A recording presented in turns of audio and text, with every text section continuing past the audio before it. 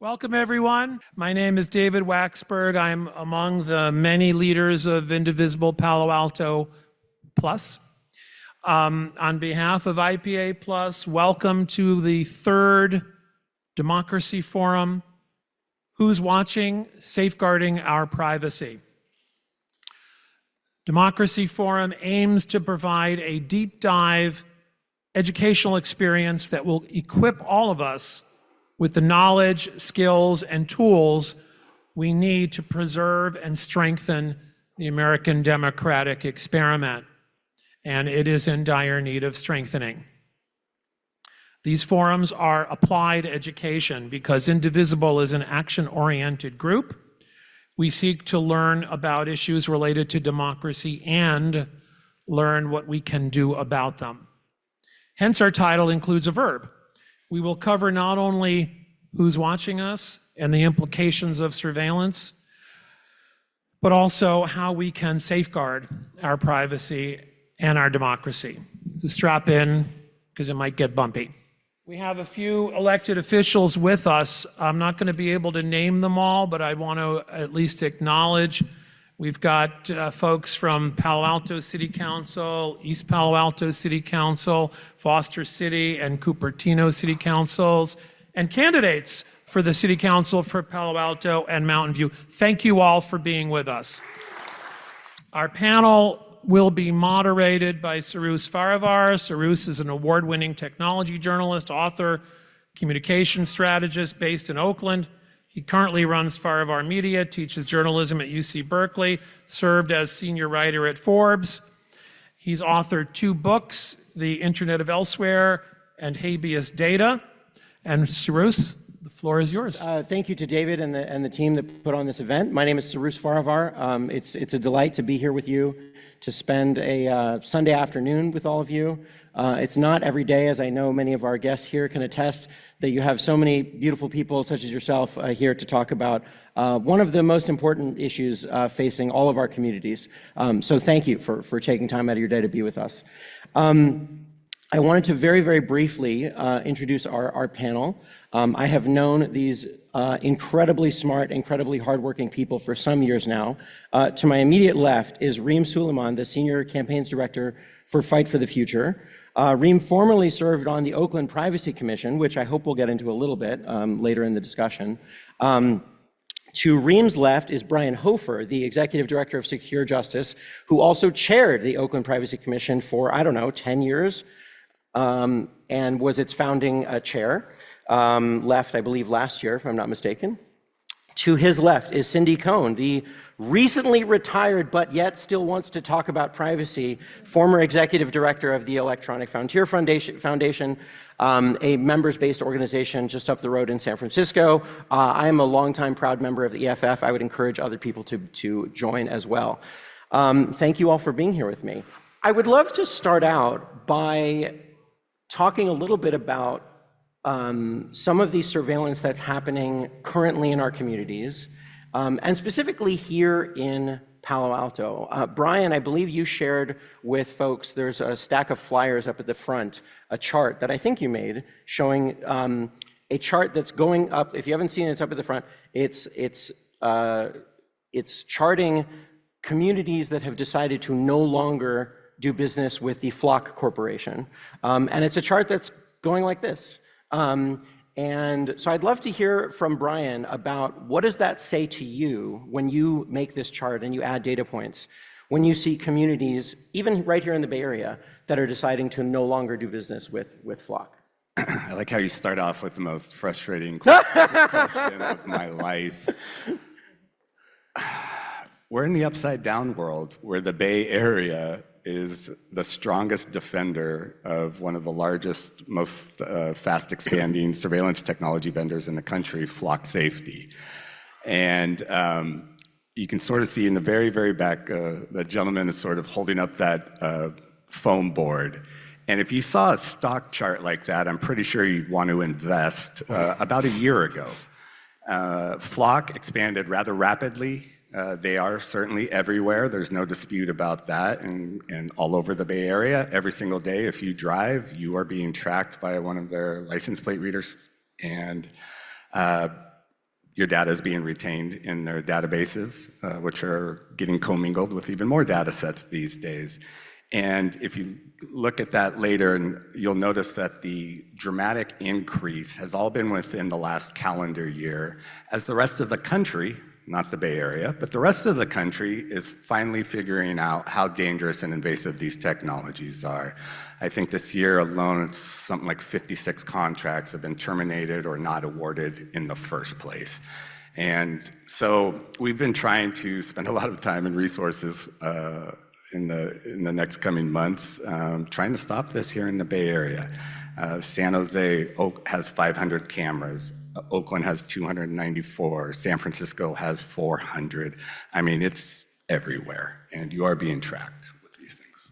Reem, I'd love to hear from you about Flock specifically and how Flock and other technologies fit into some of the communities who you are constantly advocating for. The Oakland Flock fight, as many others were. And it was incredible to see actually how many people turned up.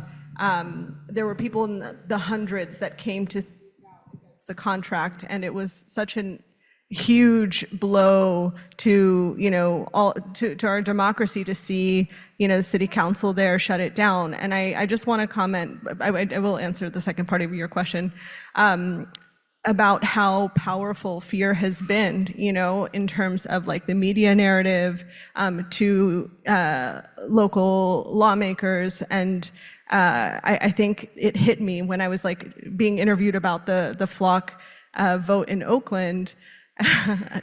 There's no members of the press here besides you. Anyway, I don't care. I'll say it. I was being interviewed by like the CBS reporter, and I was talking about how Flock has ties to ICE immigration raids. It's been used to prosecute and investigate out-of-state abortions. And while I was speaking on this interview, the B-roll was like machine guns firing in Oakland. And like it was a very intentional choice.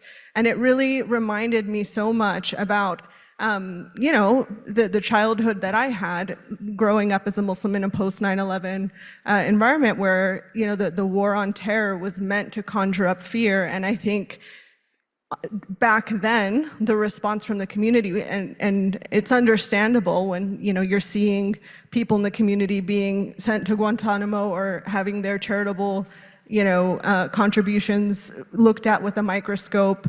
The instinct is to shrink yourself and to be defensive and not respond, right, with the full force that we're seeing now, right? And I think there is so much to say about how Indivisible has shown up in this moment with courage, which is the antidote. It's absolutely the antidote. And I think when it comes to surveillance, we need to show that courage in the face of the fear that we hear in the media. And when we see things like that, we need to call it out. We need that counter narrative to be front and center. But the question was about, just all of the other surveillance fights that we have. Because like after Oakland, for me, I was like, okay, I need to pivot strategically, and what else can we win? And that's part of the reason why we decided at Fight for the Future to focus on the corporate sector. Because, think of how many Lowe's or Home Depots exist across the country. If we can put enough pressure to have one of them fold, that's thousands of parking lots that will have their cameras stripped. And so I think that's something that we've thought is a good opportunity. And just speaking locally, one thing that we've been focusing on is facial recognition. There was a report of several gay bars in the Castro that are using TSA-style facial recognition for entry to get in. And, Pride weekend is now, and Brian was just telling me about a huge police response from SFPD following the trans visibility march. And so these are really, really dangerous things where, I think there's lots of places where we can turn our attention. But I want, if I can underline anything, it's that, the surveillance fight does not begin and end with, your city Flock contract. There's so many targets, there's so many opportunities to try and keep us as a community safer. And Cindy, I wanted to ask you, as somebody who's been involved in this advocacy, legal, I've seen you in courtrooms many times. You have been in this fight maybe longer than anyone in this room, I'm not sure, but certainly on this stage, I'll say for that with certainty. I'd love for you to set, right, we've been talking a little bit about, we've been picking on the flock safety specifically. I'd love for you to give us a broader perspective as to how flock is or is not different than what came before. Is it more pernicious? Is it more pervasive? Is it worse? Is it, how do you see it as fitting into the kind of the longer arc of the surveillance struggle that you've been part of?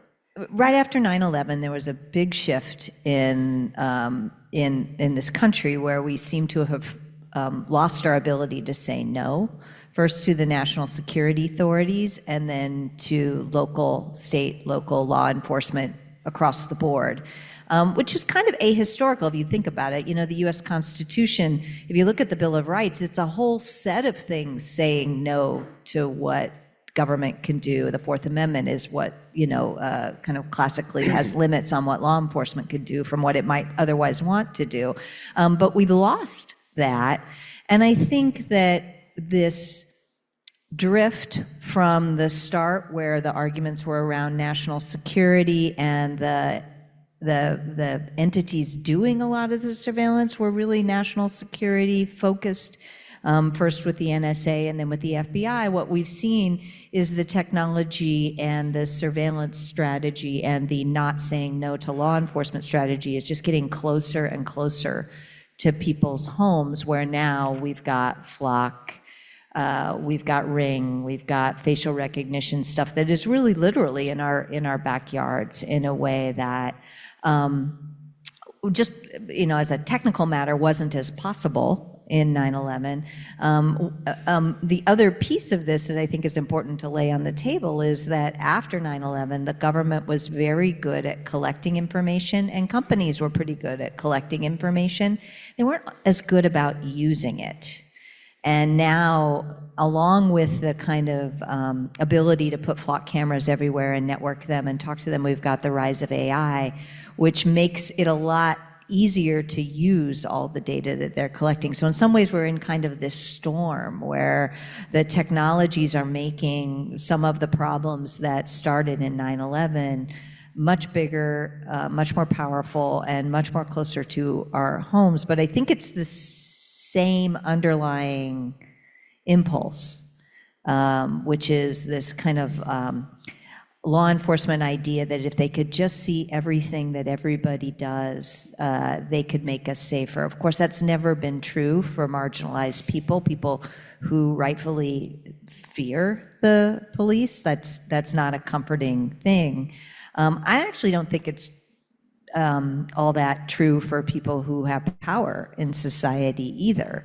And I'm happy to talk about kind of my view of privacy, which is a little different than I think some of the things we hear in popular culture. But this idea that surveillance makes us safe is really, I think, at bottom of the whole thing, all the way from 9/11 to today.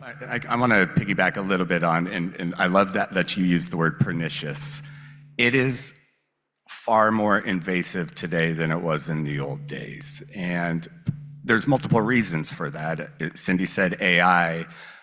We don't really do antitrust litigation in this country anymore. There's really only 4 companies, what I call verticals, that municipal governments can go to get all the different technologies that they're using right now. And every single one of those 4 vendors wants to be the one-stop shop.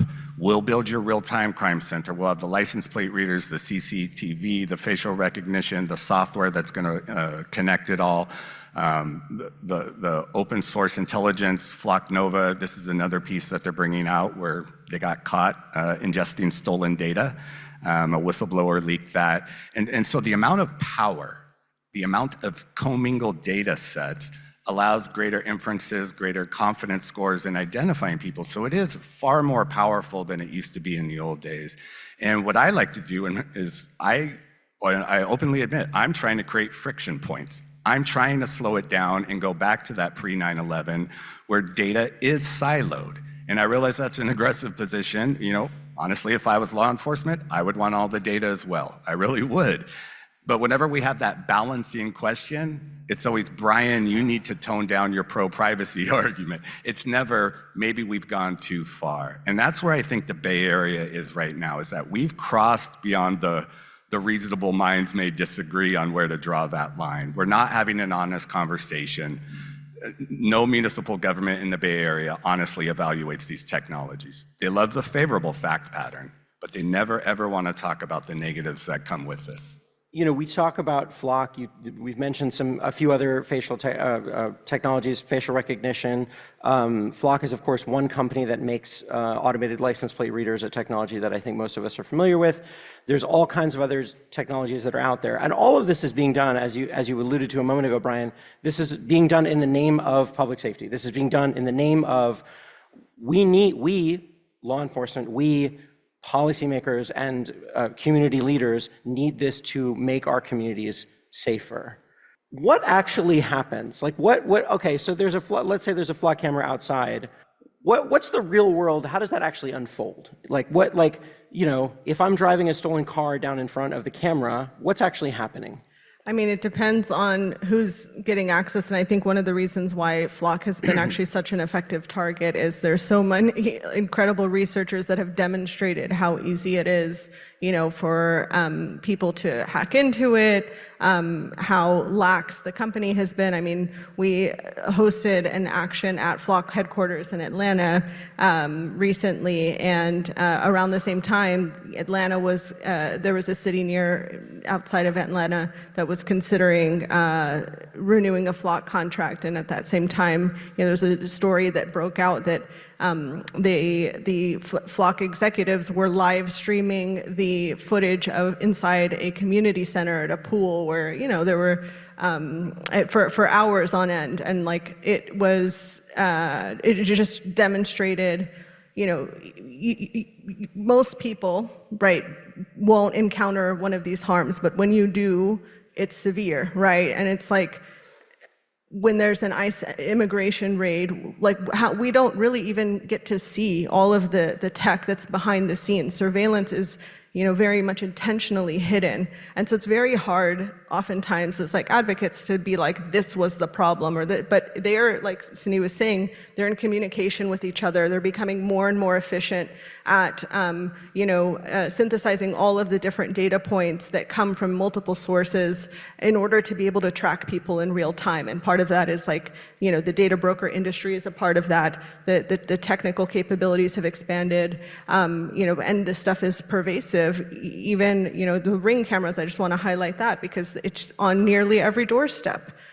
And so this is one thing that we developed, actually, these little door hangers that you can download if you'd like on flockout.org, where you can essentially start a conversation with your neighbors in a very gentle way to educate them about how Ring, even though Ring has announced that they've dropped their Flock contract, they still have a contract with Axon, and Axon also has ties to Customs and Border Patrol.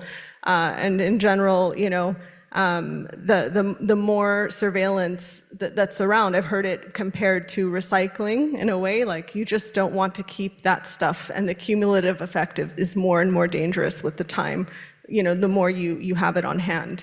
And so I think in terms of risk, we're seeing, with facial recognition technology, we're live streaming ICE agents in Minnesota being able to snap a photo of somebody, a protester, and be able to run it through their mobile facial recognition app and be able to call that protester by name and track them and know where they live and all of these things. And so I think it's become really clear to people the harm, which is why that Super Bowl moment was so amazing to me. I'm admittedly the person who's only there for the halftime show, but I heard that there was a commercial about what was the pet thing? Puppy. The lost puppy feature. Yeah, it was essentially facial recognition to help identify and locate lost puppies, and the internet blew up. I mean, this is it's a huge pop culture moment where there are millions of people watching this, and the outrage was so big, and people were immediately able to recognize how creepy and invasive this was, that almost immediately Ring had announced that they dropped Flock. Like, I think that's actually, to me, such a strong indication of how much collective power we have and how much people are starting to understand the connections between these things. Do we, and I'll ask this to Cindy as well, do you feel like you, as an advocate, as a professional, somebody who knows people, you've been in forums like this, I'm sure, a gazillion times previously, do you feel like regular people have a good sense of how these technologies are being used in their names for their own benefit, ostensibly? I mean, I would say that today more people know and realize it than ever before. Mm-hmm. I would also just point out that I appreciate the plug for EFF, but I am also a proud member of Fight for the Future, which is also a membership organization. So we're not the only ones. And I still say we, because I've only been gone a week and it's going to take a while. But I think that we wouldn't have filled this beautiful church a few years ago about license plate readers, and street level, what we call street level surveillance at EFF. So I think more people know. I think one of the things that we have to combat, and this is why I was excited to come talk to this Indivisible crowd, is this feeling of hopelessness, this feeling of that I know about this, but there's nothing I can do about it. Or the kind of more entitled version of that, which is I've done nothing wrong, so I have nothing to fear. I think right now in this time of immigration raids, of reproductive justice, a mother and her daughter, mother was prosecuted for having a Facebook conversation with her daughter about an abortion, right? Those stories are permeating in a way that are making more and more people feel that the stakes are actually much higher than they thought they were, because the people in power who now control these surveillance techniques are less and less accountable to the people who they're governing, and more interested in, oppressing minority groups. So that moment that we're in now, and it's more than a moment, and hopefully, God forbid, a couple more years of a government that's willing to use all of this surveillance against disfavored people, and the fact that who's disfavored is changing so fast that I don't think anybody could really have an honest conversation with themselves and think it would never be me. That's bringing more people into the conversation than I ever remember. And remember, it doesn't take that many people to actually make change. It doesn't take, what's that old line about a few well-committed people are the ones who've changed the world? I think that's actually true. And I think that, by joining Indivisible and showing up here and being part of that, you're helping to make your voice heard, that we can and we will fight back. Brian, you've been as the longtime chair of the Oakland Privacy Commission, and for those who don't know, the Oakland Privacy Commission is an entity that I really admire, both just as an Oakland resident, but just as a regular, citizen. The Oakland Privacy Commission is fairly unique, I think, still in the Bay Area and in California and the nation, as being a city-level institution that Reem also served on for a long time, where city entities, and you can correct me if I'm getting this wrong, city entities have to go proactively before the commission and present an affirmative case as to why they need to acquire a given technology for whatever reason. Often, very often, it's law enforcement, but sometimes it's like sanitation or something like that. And they're also required to come back before the commission after a year and say, hey, we bought a bunch of drones, or we bought some Flock cameras, or we did X or Y, and here was the result. And we can evaluate whether it was effective or not effective, and has to be accountable to the commissioners. I'm curious, Brian, when you've been in conversations in meetings with law enforcement, and Oakland, I've lived in Oakland a long time. I think both of you live in Oakland. Oakland, there is actual crime that actually happens in Oakland. What are the arguments that you hear from the police chief, from the brass, that say, we need, whether it's Flock or anything else, right? We need that to bring crime down in Oakland. What do they tell you? Great question. And just to give some background information. I helped lead the effort to create the first municipal privacy commission in the world, to my knowledge, certainly in the country, and that was March of 2016 was our first meeting. I later, a few years later, helped San Diego stand up the second, and that's all we've really got is 2. Both of those commissions are nested within a surveillance technology vetting framework that the ACLU created a model for. If you've heard the acronym CCOPS, Community Control Over Policing Surveillance, there's little different flavors of it around the country now, but there's approximately 30 entities in the country that said, you know what, instead of putting technology out into the wild and then worrying about the problems later, let's turn that on its head, do an analysis up front, like you would do in your own personal life before even making just a regular investment, or certainly before you do something potentially controversial or dangerous, you'd want to evaluate the pros and the cons. And that is the standard in the surveillance ordinance, both up front and later when the annual report comes back with the data, that the benefits of using that technology have to outweigh the costs. The cost is, the focus is certainly to protecting our civil liberties, but there is a taxpayer component. Some of this technology from a privacy perspective is benign. It also doesn't work. And we're spending millions of taxpayer dollars on it, on strategies that are just demonstrably ineffective. Before I answer the meat of your question, as a longtime Oaklander, I'm gonna ask you, does your police department respond to stolen vehicle alerts that they get from Flock? In Oakland? Yeah. I'm going to guess no. No. The number one selling point for license plate readers in the old days, which they've been around since the late 70s, was to overcome the hiding in plain sight phenomenon, to locate stolen vehicles. And in Oakland, we don't even bother to respond to those. So the messaging is always, suspicious, when they're coming to the commission. I always ask and get deep in. In Oakland, we're obviously very sensitive to gun violence. I am not the type of activist to pretend there was not a crime spike during the pandemic. There was. But if you were paying attention in 2018 and 2019, nationwide, and certainly here in the Bay Area, we were at generational lows. And if you're paying attention today, you'll notice that we're going back to that generational low baseline. Now, the pro-mass surveillance folks are going to say, yeah, Brian, it's because you put Flock everywhere. Well, here's what you might not know in Oakland after that big December 16 vote that we're presently litigating for the second time I'm suing my city.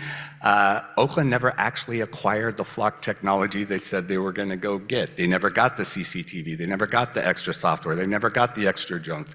They're still using the license plate readers, but causation is always, flimsy when we get here. Do I think license plate readers have ever had legitimate successes? Yes. Has CCTV footage ever been used to successfully prosecute violent criminals at trial? Yes. But as I mentioned earlier, that balancing question, when we really get into the data, anybody know, just shout it out, what is the historical hit rate for license plate readers? Amen. 0.1%. That's just an alert.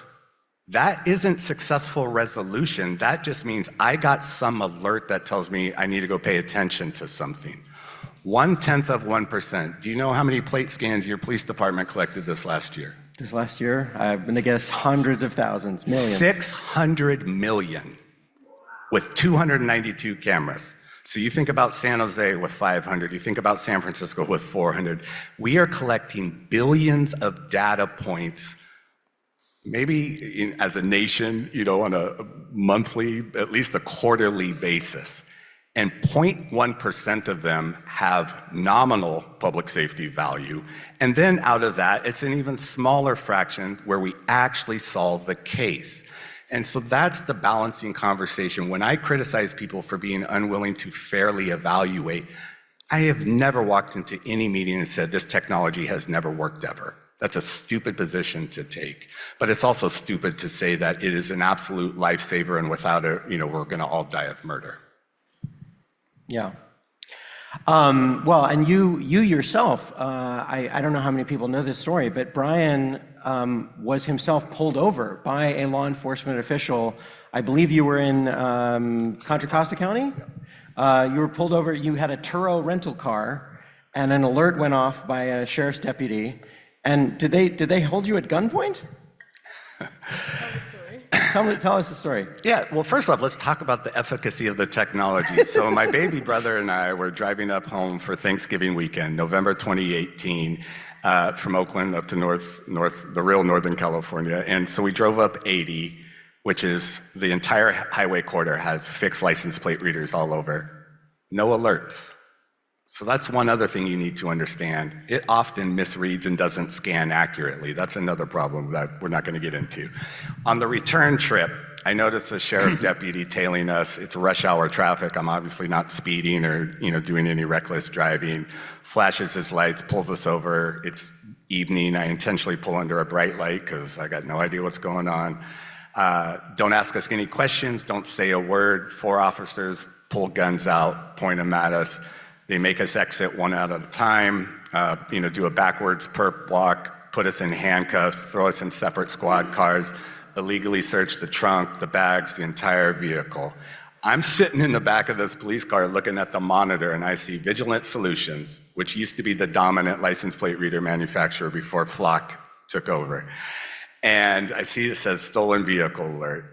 I don't immediately connect the dots, but it's right there on the screen in front of me. And then the officers come over, finally ask for our ID, and finally start to ask what's going on. And it was the scanner worked. It found the license plate it was looking for. It was a hot list error. Totally another problem that we are not going to talk about.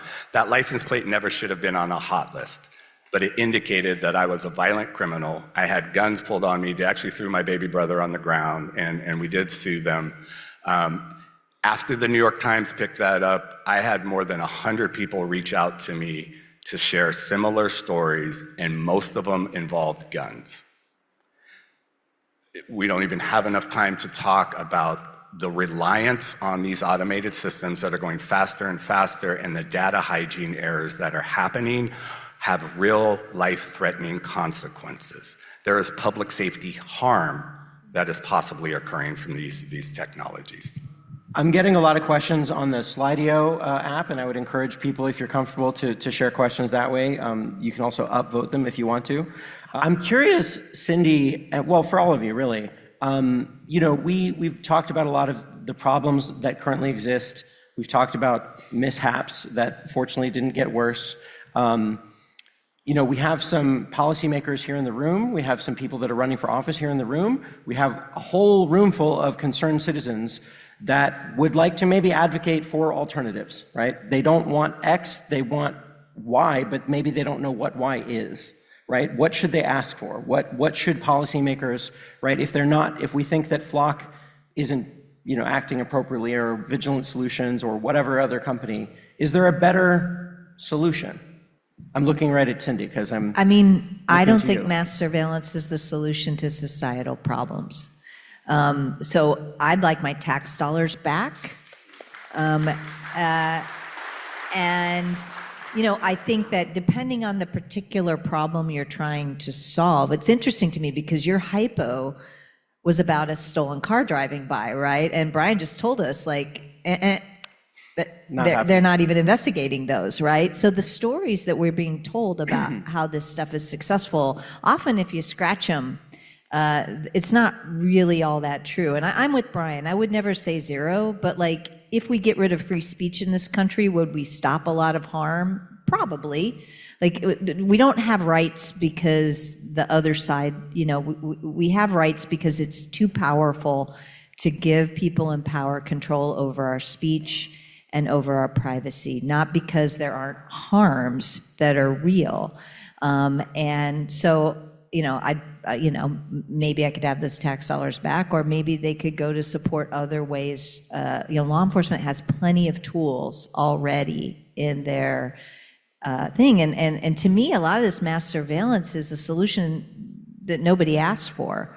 Right? Quite often when we go to communities, we find that this stuff is Oakland is is an exception.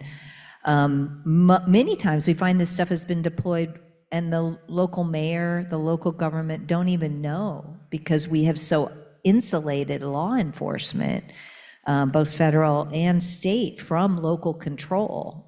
That's why the CCOP's name, community control, is the thing we need to regain. So I guess it's not, there isn't another technical solution to this problem. The solutions are societal, and technology, mass surveillance is not, I don't think it's the right answer as a legal matter, as a constitutional lawyer matter, which is where, that's my education and background. But I actually don't think as a societal matter, mass surveillance is the answer to any of the problems that it's being proposed to answer. And the other piece that we've talked a little about, but I want to talk a little bit more about, is about who the mass surveillance is aimed at in our society, is really important in terms of thinking about the downsides of it, right? Again, a perfectly benevolent, always right, never wrong kind of officer-friendly version of the cops doesn't exist for many, many people in our society right now. So we shouldn't build systems that presume that the people in charge of it are always going to be right and just and upthinking. Our government in the United States was based on the idea of separation of powers and checks and balances. There's a very famous quote from a founder that, if men were governed by angels, we wouldn't need any government. Our whole governmental structure needs to be robust to the fact that the people in charge might not be always acting in the best interest of the people, and mass surveillance is not consistent with that. I just wanted to add on to that, because I think ultimately all of the debates boil down to whether mass surveillance is a public safety solution. And I remember this debate, coming out where there were pro-Flock folks that were, interacting with some of our coalition members. And somebody made an excellent point that surveillance is a documentation tool, and so the funny thing is, just remembering how these vendors often sell it to us and sold us when we were on the Privacy Commission, we were often told this was a preventative measure, but by definition, surveillance is often very much invisible, and so it doesn't even have that preventative effect. And I think you can't have a conversation about public safety and think that just documenting that is enough. And I think of the locks at CVS all the time, actually, when I am having these debates, because rather than fixating on the cameras and the locks, on the baby formula and the feminine products, why aren't we interrogating why people need to have locks on baby formula and feminine products? The fact that people cannot access basic necessities should be the bigger alarm. That is actually how you increase public safety, is by getting into the issues of affordability that underline why these stores have to lock it up.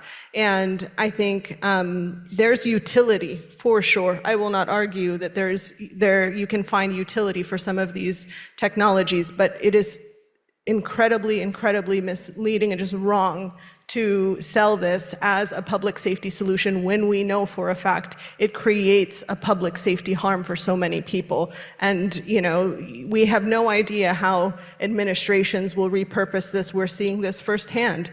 Part of the environment that we exist in the United States without having strong privacy protections, a data broker industry that is running completely wild and free, all of these things are the context which make surveillance actually incredibly dangerous for people. So I think we need to be unabashed in refuting some of those claims and really get to the root of the societal issue, which is not that a bigger camera is going to make things better. If that were the logic, we have invested how much technology that's only gotten more and more advanced, and do any of us feel more safe because of it? So I think having these conversations within our communities, with our local council members, but also with the media, because I think especially local media loves to perpetuate and use this fear-mongering to keep us in this cycle of renewing very expensive contracts that could go towards, public benefit, actually having some sort of public benefits infrastructure for us in the US, which would go miles more to actually preventing crime than any camera could. I've worked with more than 100 municipalities in my 12 years, and almost every single one on paper has some form of community policing. A lot of them don't fund it, don't take it seriously. They have community resource officers. And as all these new emerging technologies are coming out, we've gotten away from like the human relationships, the knowing your community. Oakland has had community policing for 25 years on paper. It's almost never been funded. And most of our police do not live in our city. They have no relationship to the community.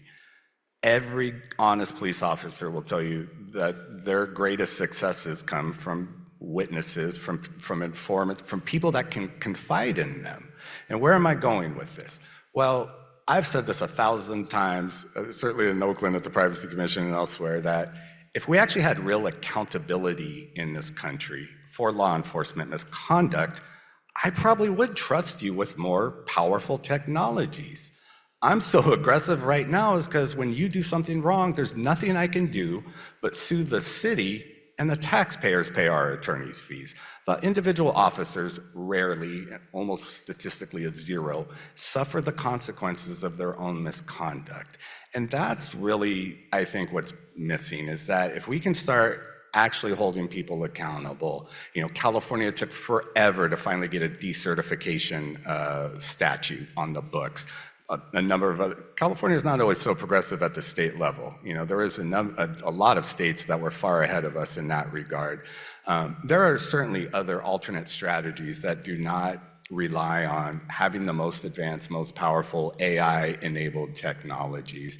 And we're just afraid, I think, there's, with the political climate in this country, there's some political risk in having the courage to take those positions. And so I hope, like chapters, like the Indivisible Palo Alto Plus, that you encourage, if you do find a champion on the city council, on your county board, that you encourage and support and campaign for those elected officials that are willing to stick their neck out and say, let's go down a different road, because they do need support.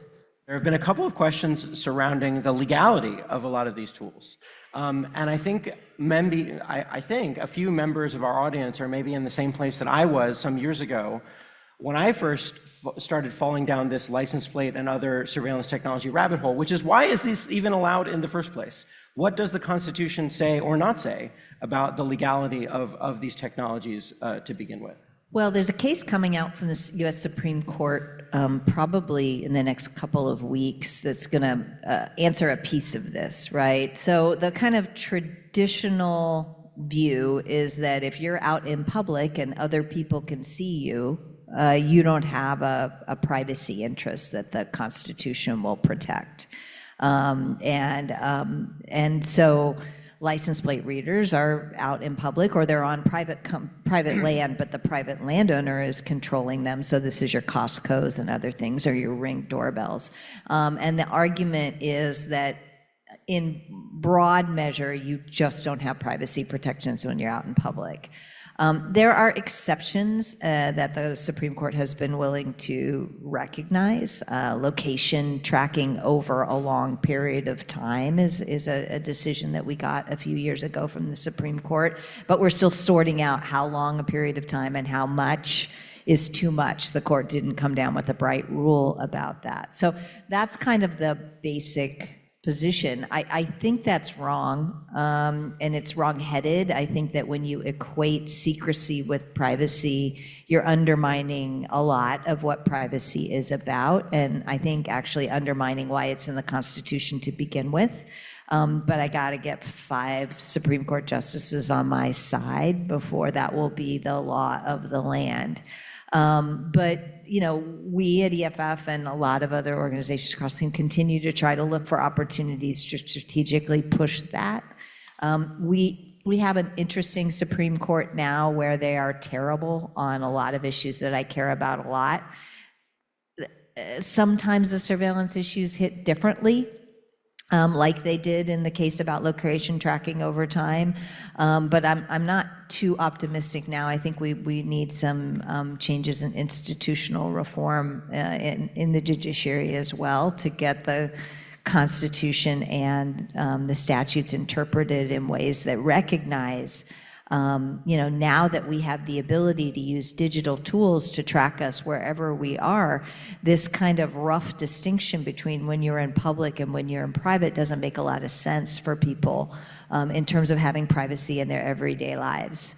That's not, I don't think it's consistent with the values and the way that most people want to live in this country. It's not consistent with basic freedom, including the freedom to associate, to talk to each other, to organize, to make political change, which I think is one of the fundamental reasons why privacy is important to self-government. We talk about privacy a lot and people are thinking about maybe their sexuality or maybe their personal relationships, maybe their religion. These are all really important.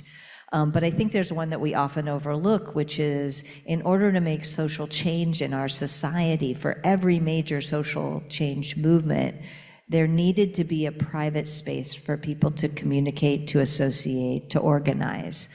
And without that private space, you don't have the public part of the conversation. I've seen this in my lifetime around gay rights, especially.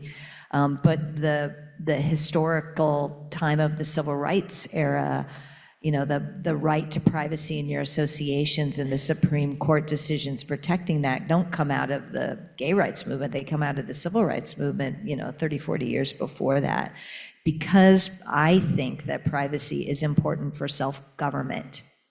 It's why we have the private ballot, but that should only be one piece of this. So anyway, I'm not sure I've answered your question all that directly, but I do think it's important to think of privacy as a lot broader than the Supreme Court has, and this line between whether you're in public and whether you're in private, I think is just grossly out of step with how people live their lives, and the law should reflect how we live our lives, not some bright line that's easy to articulate. I interviewed all of these people for a book that I wrote, not to promote myself too much. I wrote a book called Habeas Data that came out 8 years ago. That's about 50 years of surveillance law in America. And it digs into, and it starts with me, a dumb guy from Oakland who doesn't know very much about how the law works, asking a lot of these questions that I think many of you have, which is, how did we get here in the first place? And a thing that sticks with me still now is that we've been talking about license plate readers and Ring cameras and Flock in particular. The Supreme Court precedent comes back to a case that was decided, I believe, in the year I was born, 1982, a case called Kylo out of Minnesota. I like to say that this case basically is Breaking Bad set in Minnesota in the 70s. It's a bunch of guys making meth, and they're driving barrels of chemicals from one place to another. And the police, in order to track them, put small, they're described in the court literature as like radios or like kind of proto-tracking devices. I sort of think of them as like pre-GPS devices. This is late 1970s technology we're talking about. And the question was, as Cindy said, is there a reasonable expectation of privacy when the police are tracking somebody's movements from point A to point B? And in that case, the Supreme Court said, yes, it is okay. There is no reasonable expectation of privacy in that instance. By extension, and you could argue whether this makes sense today in 2026 or not, the Supreme Court says, and Cindy can correct me if I'm wrong, that's why we have license plate readers, is because of that, right?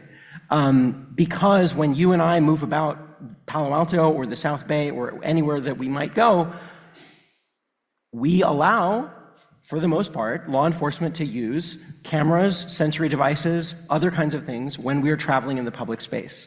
I think that putting a beeper on one guy's truck to track them from one place to another in the late 1970s is a little different than a couple hundred cameras in one city. Not to mention, right, you were talking about billions of searches quarterly, right? To me, that's that's many orders of magnitude different, right? So dichotomy for me still resonates. I think there's another one as well, which I think it might be inherent in what you're saying, but you know, that was targeted surveillance, right? That was a guy who they thought was doing meth, and they put a thing on their car. What we're talking about now is mass surveillance, right? They don't know they don't have targets. They're just surveilling everybody and figuring out second what they actually need to know. So I would argue that is actually it's not just orders of magnitude different, it's actually a whole different thing. And deserves a very different analysis. Again, there's a case called Chatri that's going to come out from the Supreme Court about basically kind of the government going to Google and asking for all the people who were in a particular location to try to figure out whether the same person was in multiple locations at the same time and they could be a suspect. That's a form of a kind of smaller level mass surveillance, but still mass surveillance. So we'll hear from the court. It did not go well at oral argument. I am not that optimistic, but it's at least a flavor of like, can we talk about mass surveillance different than targeted surveillance? Targeted surveillance, we have a framework for, right? You go to the court, you get a warrant, and the warrant is, you know, a probable cause, and all of these, we have a framework for that. We need a framework for mass, well, honestly, I don't think we should have mass surveillance at all, but we don't have even a similar idea about mass surveillance. And I think that's an important thing that's missing now that we have the technical capability to do mass surveillance on a scale that just really wasn't possible even 20 years ago, but certainly, you know, at the time the Bill of Rights was written. I'm surprised you haven't brought it up yet, but in Cyrus's younger days, he pulled a sneaky one on the city of Oakland and submitted a public record request for their entire ALPR database. And they gave it to him, which statistically might be the only time Oakland has ever complied with the Public Record Act without litigation, which is another story. But and what was amazing, and he certainly let me search my own license plate in there, and I boom, boom, boom, popped up a number of times, but he showed former city council member Dan Kalb, drew a little circle on the map and says, "Do you live here?" That flipped Dan's vote. Dan had no idea how this technology worked and how amazing it is at being able to profile and identify and figure out your patterns and associations. The Institute for Justice lost a big class action in Norfolk, Virginia. The judge ignored two of the most important cases, and thankfully that case is up on appeal. But the reason I'm referencing this, the four named class defendants, the lowest number of plate scans for one of the drivers, if my memory is, I'm going to be off by one or two, but was 415 plate scans. That's the least amount. To the US Constitution, powers not expressly enumerated for the government are reserved for the states. How many of us have ever consented to the government tracking us as we move about our daily lives, indiscriminately collecting data, putting us in police criminal databases? We've never had that conversation. We've never had that conversation. And we could debate, implied consent. You're saying we allow it. I agree that we're not doing a great enough job opposing that, but we have never ever expressly allowed to this behavior. And the invasiveness is far beyond what the founding fathers and anybody else could have contemplated. So I am hopeful that the courts someday, with great lawyers and these class actions, that law is going to catch up. Yeah, I heard everybody gasp about this, but it's one of those things that's obvious once you think about it and not obvious in the moment, because you think you're just driving around and a license plate is getting you. But if you know where somebody spends their nights and you know where they spends their day, you know who they are, right? You need 2, if possible, maybe 3 data points about a person to be able to identify them. So this idea that it's anonymous is complete and utter. It's not technically even close to right, let's just say. This story about filing the records request with Oakland, it was actually shockingly easy to do, not just to file the records request, but you mentioned Dan Kalb. I reached out to all the sitting members at the time of the Oakland City Council. Only Mr. Kalb, representing District 1 in North Oakland, responded. The way that I knew what his license plate number was because at that time, and maybe still now, there are street parking spaces in front of the Oakland City Hall that have a sign that say reserved for District 1 City Council member, reserved for District 2, and so forth. So I literally walked up, I saw there was a car there, he's District 1, I presume that's his car. I punched it into my records that the city had sent me, and I went into his office and searched it, and as Brian said, you know, there was 10 or 12 hits on one particular block in North Oakland. I don't know exactly where he lives, but based on that, I had a pretty good idea. So it was pretty startling, I think, when we see that before our own eyes. I wanted to turn more to Reem for just a few last thoughts. You are obviously a great advocate for many of the issues that we've talked about here, served on the Oakland Privacy Commission, as we talked about. I'm curious as to when you talk to police or to lawmakers, what is it that you know, I don't think anybody comes into the job of being a city council member or a county board of supervisors saying, I'm really going to be, you know, aggressive on all of these things. Maybe not, I hope not. But I think they all, you know, in their own minds, think that they're doing the right thing when they're signing these contracts, when they're promoting deals with Flock or whatever. When you are face to face in a room with these people, how do you get them to change their thinking a little bit? What has been effective for you as an advocate? I feel like it's a great question for Brian because I typically am making more noise on the outside and like trying to get the community pressure. But I do think, you know, sometimes even if they agree with us, you know,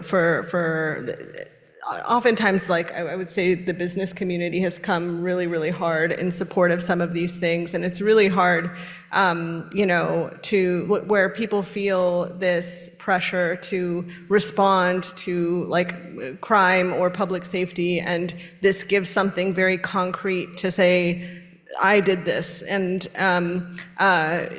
oftentimes, like it reminds me a little bit of like all of the cameras that I encounter going into Piedmont a little bit, where, you know, you can put this moat with an alligator around you, but ultimately, you know, there is an aspect of shared destiny here where, you know, you can fortress yourself as much as you want, but you're only as safe as the most vulnerable in your community. And like, that's something I think people really need to contend with. But I do want to get to Brian. I don't think it's nefarious to want to solve violent crime or for private parties that are also putting cameras on their buildings and might want to connect to the police. Like, you know, they're trying to protect the value of their assets. There's nothing inherently wrong with that. What I ask for is just consider all the data. After the Dobbs ruling, I also try to find, you know, what's going to speak to that particular elected official. After the Dobbs ruling, most of the female elected officials I work with suddenly started caring about license plate reader tracking. Why? EFF, 404 Media, a lot of people have reported from public records, hey, they're actually using this technology to go look for folks that are seeking reproductive care where it hasn't been criminalized. I think you guys also published recently the No Kings protests. They're querying for folks at these protests. They're doing it. So we see evidence of harm, and that part of that conversation is just not happening. So that's been the strategy that I try to use, is that I get that these technologies can be helpful. I don't have a problem with targeted surveillance, but if we're going to talk about indiscriminate surveillance, then you need to have a full, honest evaluation of the pros and cons of using this, because it's not innocent, it's not innocuous. There are real harms happening. I think those are all true. I think pointing out to the harms and the fact that the harms keep moving, the people who are harmed keeps moving, has helps a lot. You know, I think that too often people are in their own personal experience, and it's hard for them to think about other people. But I think that the ICE raids have made a lot of people realize that when they're sweeping up your neighbors or your family members or your loved ones, that the time has come to stop giving the benefit of the doubt to the people who are in charge of the surveillance. And I really want to take advantage of this moment where there's an increasing unease with the way the people in power are exercising their power right now, to try to point to ways that we could rebalance the scales a little bit. But it's hard, and I think surveillance is, kind of, as you mentioned, by definition, it's kind of sneaky, right? You can see a lot of things that are happening in our society, and it's easy to point at those. And surveillance is one of the things that it's harder to talk about. It's harder to connect the dots between the surveillance and, the people being swept up in an ICE raid. We have, testimony from an ICE agent in Oregon about using a tool from Palantir to try to target where their raids are. But we still don't even know all the pieces of data that went into that targeting. Given that it was location specific, I think there's a good chance that license plate readers were involved, but we don't know. So I think continuing to push for more transparency, so that we can tell the stories that we need to tell to convince people that this is worthy of their time.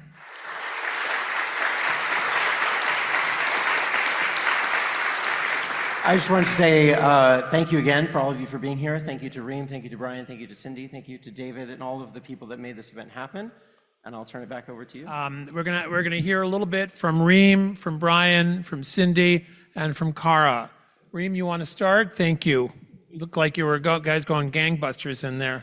Yeah, it was amazing actually to see how many people have literally done this in real time with their own city council or, at their workplaces and whatnot. And so I think one thing that became very clear to me in the breakout rooms is I was in the group with lots of folks from Palo Alto who were talking about all of the choke points and the pressure points here with the university and with, Palantir offices and just the tech industry at large. But ultimately, one of the takeaways that I think came up in both of the subgroups in our breakout was that we need to do the hard work of actually meeting people where they're at and having these conversations. And I think, Indivisible is actually very well positioned to do some of this education and door knocking and actually having these conversations. And, you can tell us like what is actually effective.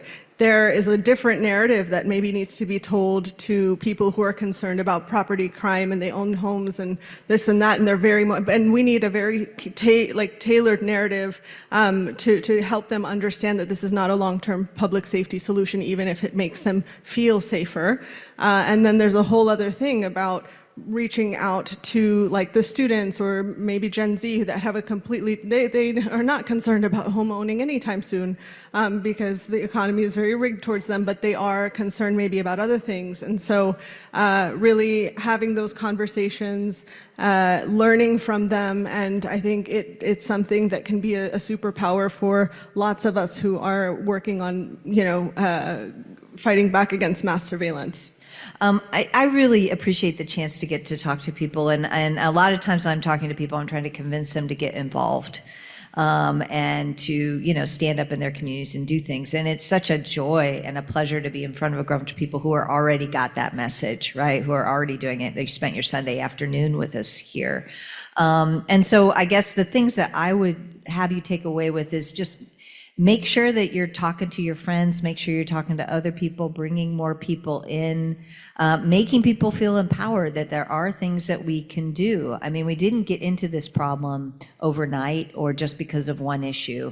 And so we're going to have to push on all different directions and see which ones start to give to get us out of this. But I've been doing this this work for a long time, but I also lived through the fall of the Berlin Wall, and I think many people in this room, because I see the silver hair, did as well. And one of the things that I learned from that moment was that nobody predicted it. Right? There was just activism and pressure, and it felt like nothing was working, and it felt like there was a checkmate strategy for every check strategy that we had. And then one day, it just all happened.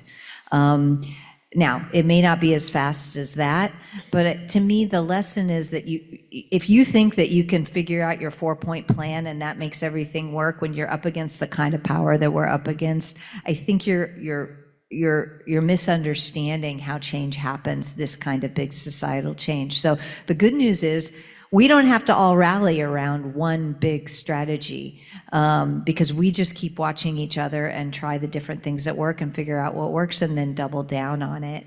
And so that would be my thing to you, is to be patient, to resist the idea that, we have to pick one strategy and all marshal around it. That doesn't mean we don't come together to support a candidate or a cause or an issue, but it also means that there's a lot of freedom to innovate and to think about what works in your community and then share that with others. So that's my wish for all of you, and thank you for the honor of getting to talk to you today. One very specific call to action on Tuesday, and it's specially set at 4 p.m. It'll reasonably be around 4 p.m. Alameda County's quite likely going to award Flock $2.4 million to renew their license plate readers, drones as first responder. They're going to add private camera networks, a whole lot more cameras, 1-year retention period, Flock Nova. There's all sorts of bad things in there. They have the worst contract I've ever reviewed in my life in 2023. And in big areas, including liability, they've actually made this proposed version even worse. You can participate in public comment by Zoom if you're not, able to drive up there. So I hope you might throw us some help up there in the East Bay. Speaking more broadly, a lot of the feedback we got in our breakout group, you're never going to learn all this stuff on your own or be able to find all this information. The EFF, ACLU, Fight for the Future, Secure Justice, we all have free open newsletters. Sign up. They're curated. We'll deliver the information to you. We'll let you know when there's state legislation that you care about is happening, when votes are coming up, when coalitions are getting built, and how to participate. Related to that, timing matters. Find the scandal. It might be identified in our newsletters from public records we've made, but submit public record requests in your own jurisdiction. That's where a lot of this information is coming from. That creates the opening. Politics is quite often like policing. It's reactive. They're going to respond to the media, the negative media, informed public showing up, making public comments saying, I have a problem when your audit logs show X, Y, and Z is being done with license plate readers. That creates that opportunity to have that conversation and to educate these folks. I can tell you from 1 million meetings I've been in, the lack of privacy literacy at all levels of government is alarming. It's not necessarily nefarious, they just don't know. It's why city attorneys are approving bad contracts. They don't even know what they're looking at. Help educate them, get them up to speed. Quite often that's been the missing link. It's not that we're necessarily ideologically opposed, it's that they didn't even know there was a problem. So I hope you get involved that way, and thank you for this opportunity. Thank you all. So I'm going to put on two hats today. First of all, with respect to the legal issues breakout session that we had, I am so impressed by the level of knowledge increase that we saw at this session. We did another one of these sessions a couple of months ago, and people didn't even know what Flock meant. They didn't know what ALPR stood for. And now we're sitting in a room having detailed conversations about privacy. And thank you, Brian, for calling out that this is a two-sided issue. It is obviously the safety aspect is very important, public safety is very important, and privacy is very important. And we need both of those issues to be part of that dialogue. Now, putting on my local hat and call to action, there are three things I wanted to talk about. First of all, a follow-up to this event on July 19th. There is going to be an event called New Detention, New Surveillance. It's going to talk about the linkage between the detention center that is planned in Gilroy and surveillance technology. It's sponsored by our friends at Bay Resistance, July 19th, 3 p.m. at the Mountain View Community Center. Hope to see some of you there. Also, there is a national week of action against ALPRs. This movement has grown so much that we are having a nationwide week about different issues associated with ALPR. It's August 16 through 22. Check the DFLOC website for information. They're plotting all of the different cities throughout the nation who will be sponsoring events. Our organization will be sponsoring an event. We don't know yet what it will be, but keep your eye out for that. We still have, a couple of months. Then I wanted to talk about our coalition that we have formed, Safety Over Surveillance, SOS Palo Alto. We are starting in Palo Alto for two major reasons. Number one, our city council has shown leadership in the civil rights arena, and we think that it is a good place to start. And second, Palo Alto is the heart of Silicon Valley, and many of these technologies such as Palantir are still here, and some of them started here and have grown. So we think Palo Alto is the right place.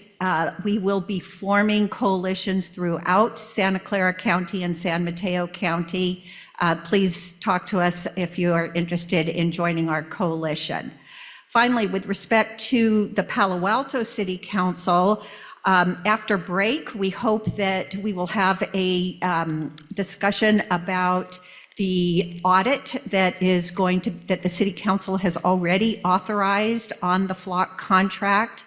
We hope to see a full-fledged audit, and we hope to mobilize people to come out, talk about that audit, talk about the need to cancel our contract with FLOC.